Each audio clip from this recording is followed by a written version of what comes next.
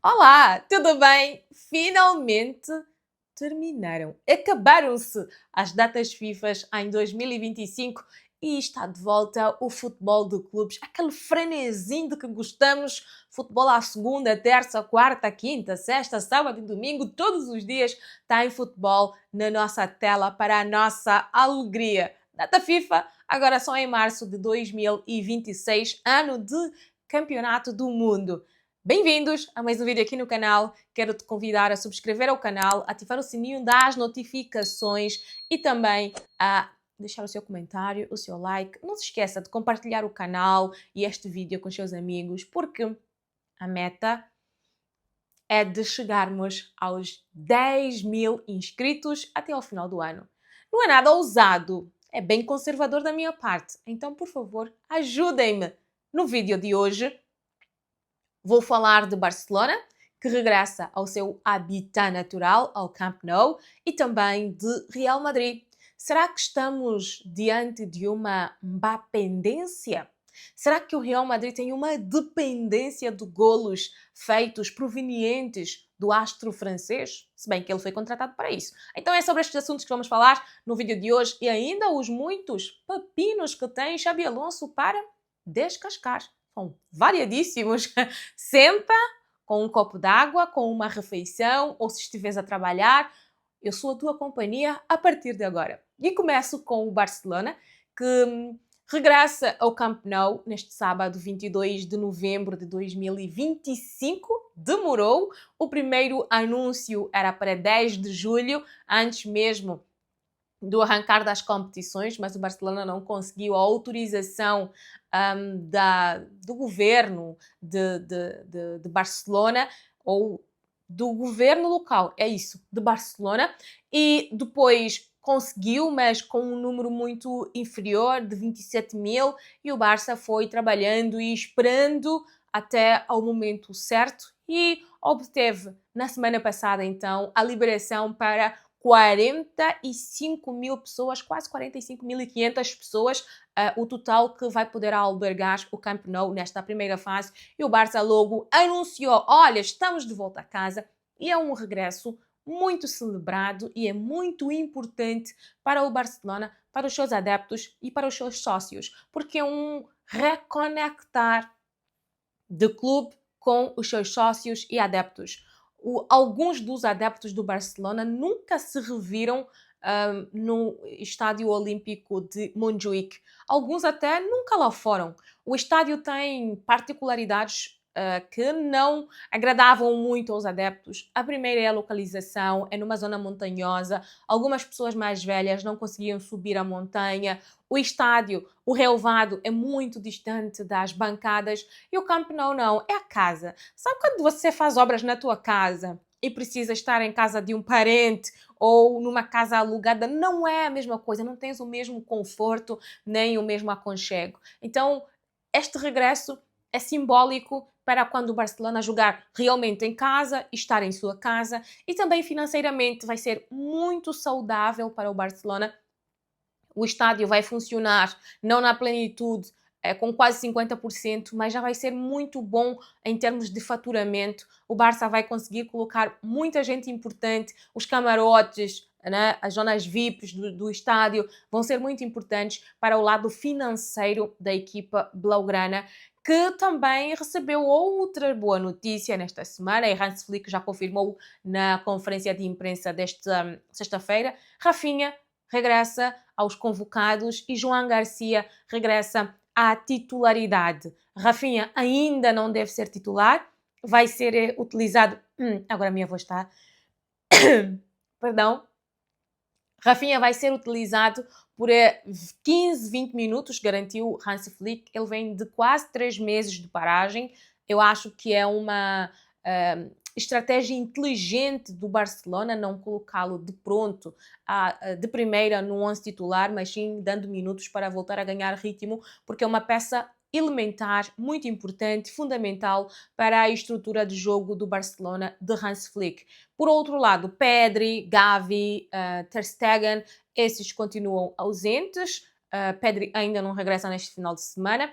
E também Lamine Yamal, que foi desconvocado da seleção espanhola para cuidar da sua pubalgia. Sabemos que antes da paragem para a data FIFA, o Barcelona colocou o seu jogador em tratamento da pubalgia, em que ele teve que estar 10 dias sem fazer muitos esforços. Então vamos ver como é que regressa o prodígio espanhol depois desse período de tratamento.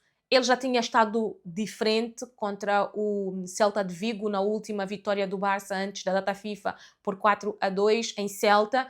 Já tinha feito um bom jogo, muito interventivo, e agora vamos ver com esse tratamento como é que ele regressa, porque é uma lesão para se ir tratando. O tratamento é paulatino, não é de uma só vez, são camadas, são fases, e esperemos que ele regresse bem. Hans Flick disse que se a equipa jogar como jogou contra o Celta, o caminho é o que foi feito para se conseguir alcançar os êxitos da temporada passada. Eu tenho muitas dúvidas, porque esse Barcelona precisa estar bem fisicamente, precisa estar saudável e, essencialmente, entender como é que se vai cozer essa linha alta, porque até o momento ninguém conseguiu dar, como direi, confiança, segurança na construção da linha alta. O Celta conseguiu fazer 2 golos fáceis ao Barcelona, então eu acho que precisa ter outras alternativas defensivas para continuar a lutar pelo título da La Liga, porque à partida é o grande favorito pelo que fez na última temporada e por tudo o que pode oferecer com os regressos dos seus principais jogadores à equipa titular. O Barça que tem um calendário mais acessível, não sei se direi acessível, mas tem um calendário não tão complexo para a La Liga.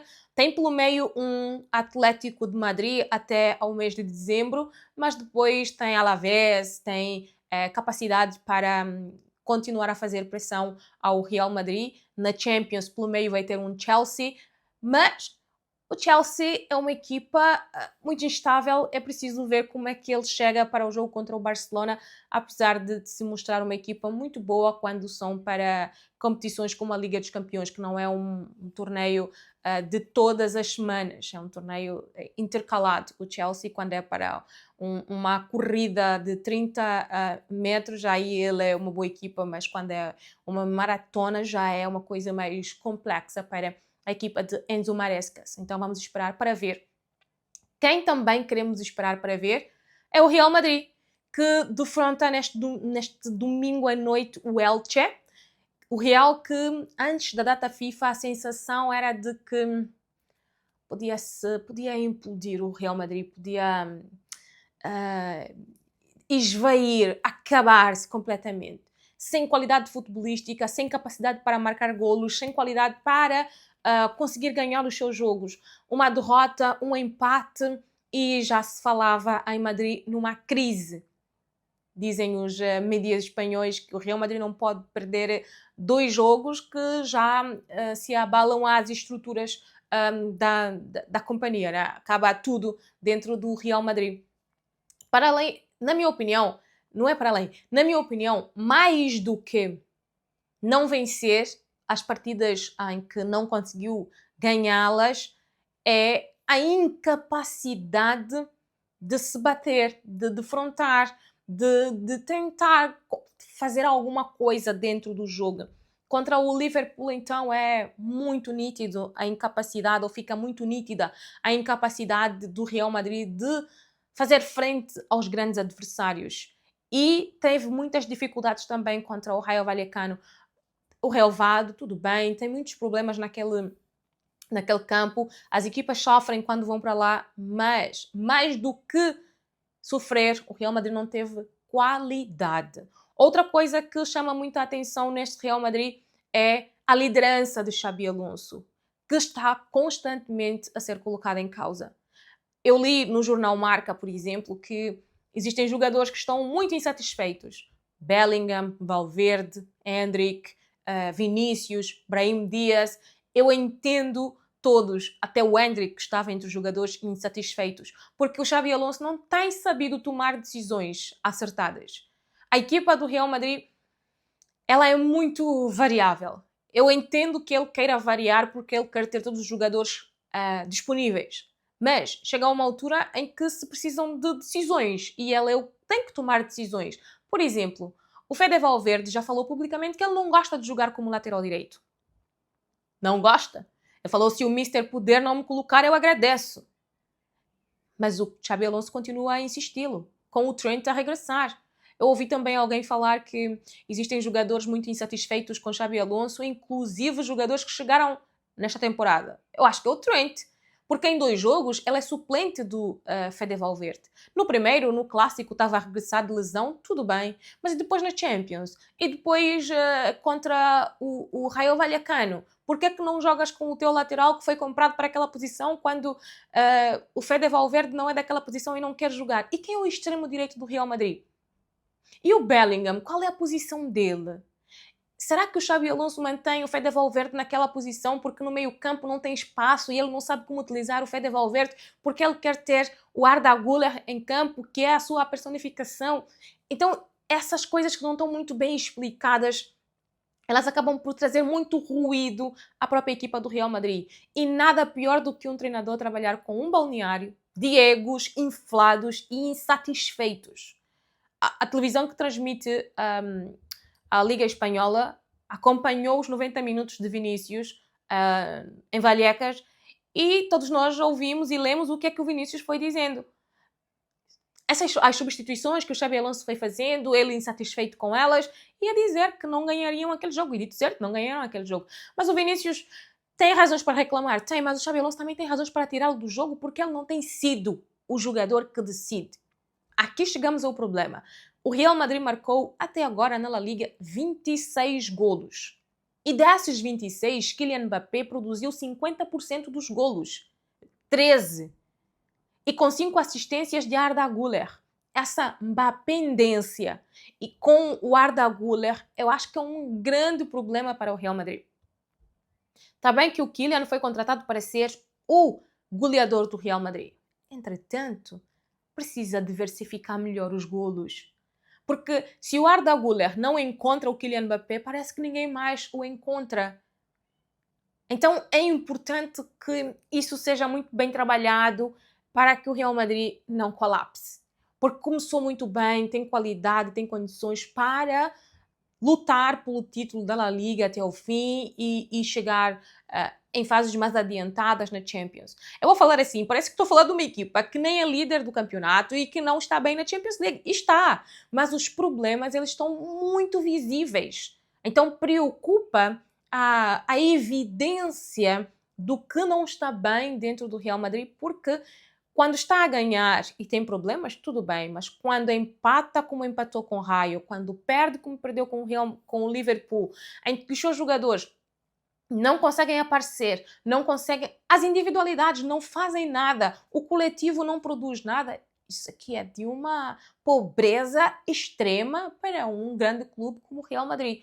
E a partir de agora, o Real vai só fazer jogos fora de casa. Fez contra o Rayo, vai agora jogar em casa do Elche, depois para a Champions, vai à casa do Olympiacos, depois visita o Girona e visita ainda o Atlético de Bilbao. Então essa reta final de novembro, primeira semana de dezembro, há quem diga que o jogo no dia 7 de dezembro para a Champions contra o Manchester City poderá ser o grande teste para que as vozes contra Xabi Alonso dentro do Real Madrid tenham razão e o treinador seja demitido.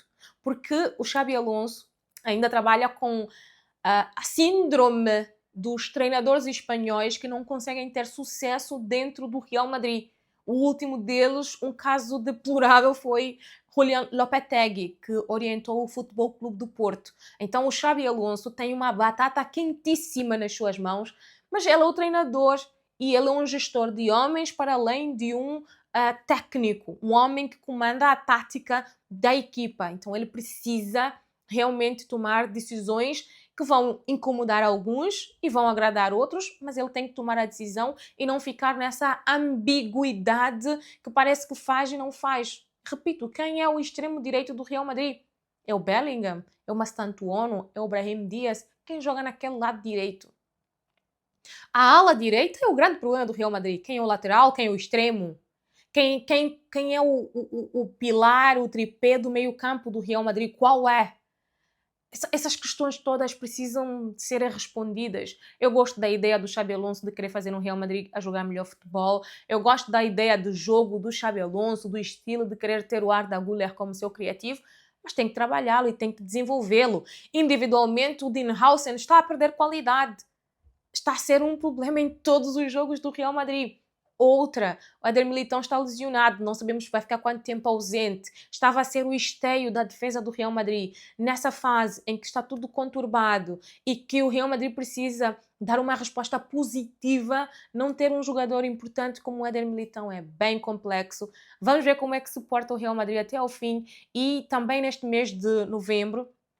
O Real vai sempre jogar depois do Barcelona. Imaginem que o Barcelona vença o Atlético de Bilbao no sábado à tarde. No domingo, quando o Real defrontar o Elche, vai estar com os mesmos pontos que o Barcelona. E vai ser uma pressão, é uma panela de pressão, é um vulcão que se está a construir e a acender no seio do Real Madrid, porque o Xabi Alonso, na minha opinião, não tem sabido tomar decisões e quando as toma, não as toma de forma assertiva. Quero saber as vossas opiniões aqui nos comentários. Estamos realmente diante de uma pendência? Será que os outros jogadores do Real Madrid estão satisfeitos com a gestão que é feita por Xabi Alonso? Quero saber as vossas opiniões, o que vocês acham desse Real Madrid. Será capaz de ganhar a La Liga ou vai colapsar? Porque os problemas internos vão ser maiores do que tudo o que paira em volta do Real Madrid. Eu li em algum lugar que não se falou mais de Xabi Alonso ao longo da semana em Espanha ou nos últimos 10, 12 dias de paragem para as seleções, porque existiu o caso Lamine Yamal, porque se não tivesse havido o caso Lamine Yamal, talvez falaria-se mais da pobreza futebolística que está a ser o Real Madrid de Xabi Alonso do que se falou neste período. Quero as vossas opiniões nos comentários. Muitos beijinhos, até o próximo vídeo. Já sabem, curtam o vídeo, subscrevam o canal, deixem os vossos comentários, porque eu quero chegar aos 10.000 inscritos até ao final do ano e vocês vão me ajudar a isso. Vamos lá, subscrever o canal e partilhar o canal com vossos amigos. Até a próxima!